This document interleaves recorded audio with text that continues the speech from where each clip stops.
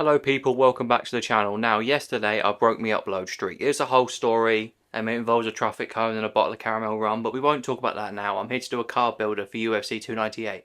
And we're not going to fuck about. The main event has already been announced. It will be Volkanovski versus Ilia. Now, I know Volkanovski has said he likes to stay active, and I get that. He's a fighter, he earns his money, it helps his mental health. I completely understand, but it's too early for him for me. He got knocked out in October, he's fighting in February. It's just, when this fight was originally looking like January, I had a really bad feeling that Volkanovski was going to get smashed. I still think he's going to lose though, I'm not going to lie. I think Ilia is one of the few guys at 145 that can actually challenge Volkanovski both on the feet and on the ground. I think he's the only one actually that can do that. I can see Ilia starting fast and I can see Volkanovski trying to kind of work him out early. And I think he'll be okay for the most part of the first kind of 7 or 8 minutes. But I think late in the second round he's going to catch Volk and hurt him. Mainly because his chin wouldn't have healed up after getting completely flatlined by Islam. So I don't think it'll be a one-punch flatline knockout or a one-strike flatline knockout. I think the fact that he's back down at 45 naturally means he's fighting people that have less power, even though Ilia does hit hard. So I'm going to go with a 4th round, probably TKO for Topuria after he hurts Volkanovski earlier in the fight, and then Volk's going to recover and they're going to go back and forwards. But I think eventually he'll find the shot, he'll drop him and he'll finish him on the ground, which hurts me to say, but that's what I'm going with. Moving on to the co-main event, I think it will be a strawweight title fight, Jangle versus Yang.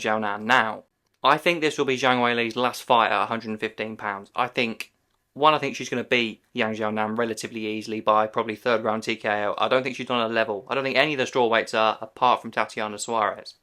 I think that Zhang Weili will beat Yan in February in California at UFC 298, and then I think she's going to go up and fight probably Erin Blanchfield, who I think will hold the belt at that time at flyweight, or maybe, I don't know, the UFC could do her and Valentina as a novelty fight maybe, I don't know, but the point is I think this will be her last fight at strawweight.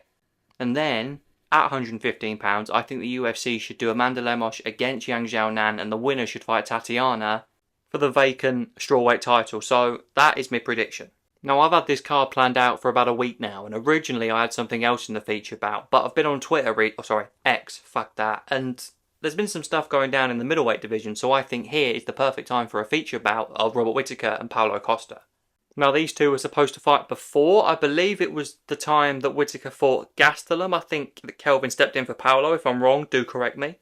Unfortunately, obviously, with the Whitaker loss, he's now down to number 3. I think number 6, Costa, is coming off a win, of course, against Luke Rockhold, is probably the best he can hope for. And it's a good fight on paper. It's literally just bull versus matador if you think about it. Now, before I give a prediction for this fight, the one thing I'll say about Whitaker is he's very good at bouncing back. He had a tough run at welterweight. He jumped up to middleweight, had a great run and got all the way to the title. Lost by KO to Adesanya and then put together an incredible win streak and earned another title shot and became arguably the best guy in the UFC that wasn't holding a belt at the time. What I'm trying to get at is he's very good at readjusting. That's the main kind of premise of this, and I think he will beat Costa and restart his run again. It's all going to be about whether Costa can close that distance. If he can, and get close enough to Whitaker to hurt him, he could win. But I think Whitaker will kind of outclass him in every way, and I'm going to take him to win over 3 rounds by a decision. Right, you lot, I think some of you people may not like the idea of this fight, okay, but just hear me out a second, alright? I love RDA. I think he's one of the most underappreciated fighters of the modern era. I think he's absolutely mustard, and he has been for about a decade now. But one of the big issues we've got in the UFC at the moment is kind of stagnation within divisions. Like, as much as I love him, is RDA ever going to get anywhere near a welterweight title fight? No. He's still ranked at lightweight, for fuck's sake. Joaquin Buckley could get to the title. I'm not saying he would, but at least he's a prospect in the division, if you know what I mean. Now, of course, in this fight, there's a massive size difference. Of course, you've got Buckley, who's moved down from middleweight, and you've got RDA, who's moved up from 155. So that is probably why a lot of you are thinking, what the hell is this guy talking about? But RDA is number 10 in the lightweight rankings. He just lost against Luque at welterweight, who's number 8. So if he was in the welterweight rankings, he'd probably be about 11, maybe. And then you got Joaquin Buckley, who was ranked at the bottom of the middleweight division. He's come down to welterweight and he's won 2 straight with 2 great performances. If you think about it like that, it starts to make a bit of sense, right? Honestly, I pick RDA to win. If there's one thing about him, he's a crafty little sausage, he really is. I think that Joaquin Buckley has a tendency to blow his load and get tired early. I think RDA, if he could weather that storm, could win a decision. Now, to be honest with you people, I don't really like this main card opener as a fight that much. It's just, I really want to see Derek Lewis on a pay-per-view early next year, so I'm going to put him here, and the only guy I can really put him against is Tybura. I was thinking maybe Romanov or Nascimento, but I mean, there's Rosenstruik, but I think he'll fight Tuivasa. I mean, they're both off of a loss. You got, obviously, Tybura got completely wiped out by Aspinall, and then you've got Lewis, who got hugged a bit by our mate. Terrible fight. Anyway, in this rematch, I'd pick Derek Lewis again. I think one of the things that will interest Derek Lewis here is, yes, they fought before, but he didn't cleanly knock out Tybura. Yes, he finished him, right, but it was a TKO, and we know that Derek Lewis is the knockout machine. So I think he'd look at my chin and think, I want to take your chin for real. And I think he would as well. I think Tybura is a good fighter. He's relatively well-rounded. Fucking hell. But, yeah, I don't think he'd have enough against Derek Lewis. I don't think he's good enough on the ground to hold Lewis down. And I don't think he has the power or the efficiency on the feet to tear Lewis's cardio to bits and wear him out. So I think that Del Boy would land a clean shot, probably an overhand right, maybe an uppercut, as maybe Tybura was trying to come in and finish the fight in the first round, maybe the second. Right then, you lot, I'm now going to go through 5 decent prelims that I think would be great additions on this card, and we're going to start with Renato Moicano and Drew Dober. Now, I know they're both off of wins, and I know that Moicano was supposed to be on a pay-per-view main card earlier in the year, and he's supposed to be looking up the rankings, but if you don't fight for an entire year, I think you kind of lose those rights. I understand he's been injured, that's fair enough, but after he won his last fight in November of 2022, I was excited about Moicano. I was thinking, yes, whack him a top 10 opponent, but I think there's so many more guys at lightweight, like Saint-Denis for an example, that in that year have overtaken him. So I think you do him and Drew Dober. I think it makes a lot of sense. I'd say it's number 14 against they are number 14 and number 15, but I'd say the winner fights Dan Hooker after he's back from his arm injury in a main event in Australia. That's what I would do, or New Zealand. That, in my head, is what I'm going to do here. And I also think the loser of this fight should fight Pimblett when he beats Tony Ferguson next month. That's what I think you do. I think the winner fights Dan Hooker in a main event down under, and the loser will fight Pimblett when he beats Tony Ferguson. I think that works perfectly for me. And speaking of which, I do think that Dober would beat Moicano. I think activity is so important in MMA, and even though he has lost recently, he lost in May to Matt Frivola, I do think Dober would find his chin and put him away. But Renato's dangerous, man. He always has been, he always will be. But I would go with a first round knockout for Drew Dober. He goes on to fight Dan Hooker, and Moicano fights Pimblett, probably in London next year. Next up, Ryan Spann against Vitor Petrino. Again, a little bit like RDA versus Buckley. I think a lot of these UFC weight classes need to keep moving. Ryan Spann's not going to win a world title anytime soon. He's number 10 or 11, I think. He's lost 2 straight. And you got Vitor Petrino, who he came through the Contender Series. He's undefeated so far. He's got massive power. Number 1, it'd be a fun fight. Number 2, it's relatively 50-50. I do think that Spann would actually knock him out. Because I think that as much as Ryan Spann's kind of cardio and defence is not great, it's better than Vitor's. But again, like I've already said, we need to see more of these unranked guys jump straight into the rankings. There needs to be some kind of rotation. Like in this fight, let's say that Ryan Spann whacks him out in a round. That proves he should be in the top 10.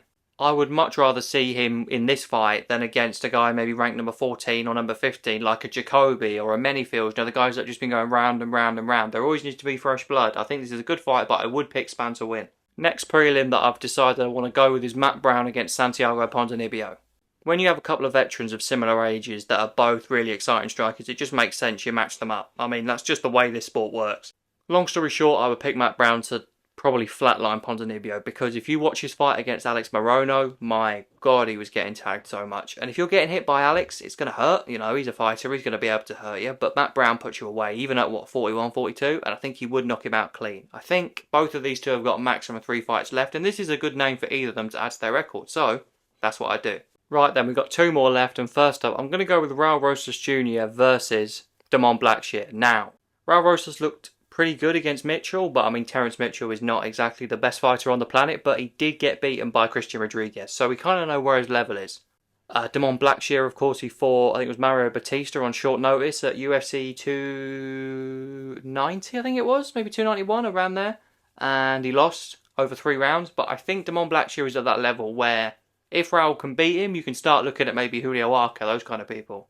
But the guy's like, 18 still? 19 maybe? He's like 3-4 years younger than I am, which is a bit fucking scary. Even if he loses a fight like this, there's still over a decade, maybe even closer to 2 decades of his career left. He's so young. You can take these risks with him. I would take him off main cards of pay-per-views though. In my personal opinion, I don't think he's ready for them. I don't think his name is high enough to be on them yet. I think if you allow him to build up kind of out of the limelight and then you put him on a spotlight again, that's what you do. I think he would beat Blacksher actually by submission. I promise I'm not winding you up here, beautiful people, but the last fight I'm going to give you on the prelims is Mohammed Usman and Chris Barnett. I just can't not look at Chris Barnett and smile. He's such a lovely fat bastard, isn't he? Look at him. Anyway, he's a good fighter as well. I'm taking the piss here, but he's genuinely quite good. Like, to be fair, I'm not going to lie. Despite the fact he looks like a burst beach ball, he's quite athletic for his size. I mean, he landed that spinning kick on Jean Valente's chin and just wiped him out. That was a great finish. He can take a shot and recover as well. He was down bad against Jake Collier and came back and won. That was another good win on his resume. Probably his best win in terms of actual quality of the opponent, which if your best win's Jake Collier is not a great look, but still, do you know what I mean? He's the best fighter I think that Usman would have fought up to this point. I mean, as much as I was impressed by Usman in the tough final and his debut, I think that Barnett would be a step up and he would hand him a challenge he's not actually had yet. Like, say what you want about old Barnett, and I already have in this segment, but he is a danger to anybody outside the rankings. He can catch you with anything, he can chin you, he can throw a big old spinning kick, he can fly knee, he can do a fucking rolling thunder and flab his belly on the cage. Whatever he wants to do, he can do it. I'd pick Barnett to win, to be honest. It'd be a sloppy fight, I think. But I think Barnett can take a shot and land a shot a lot better than Mo Usman. And then I think with the celebration, he'd jump off the back of the cage, he'd do a cheeky backflip and then cause like a grade 6 earthquake in fucking Mozambique with the ripple effect of the waves of his flab. Just, anyway, not important. Yeah, that's what I think would happen. Right, guys, that just about finishes off the bloody card builder, I think. If you liked it, if you agree with me selections, then let me know. If you didn't, again, let me know. I always like chatting away with you guys, even the ones that call me pricks, because you're probably fucking right. But yeah, I'm sorry I didn't upload yesterday. I'm here now. There'll be no more days where I miss an upload. I can promise you that. I'll catch you tomorrow. Take care.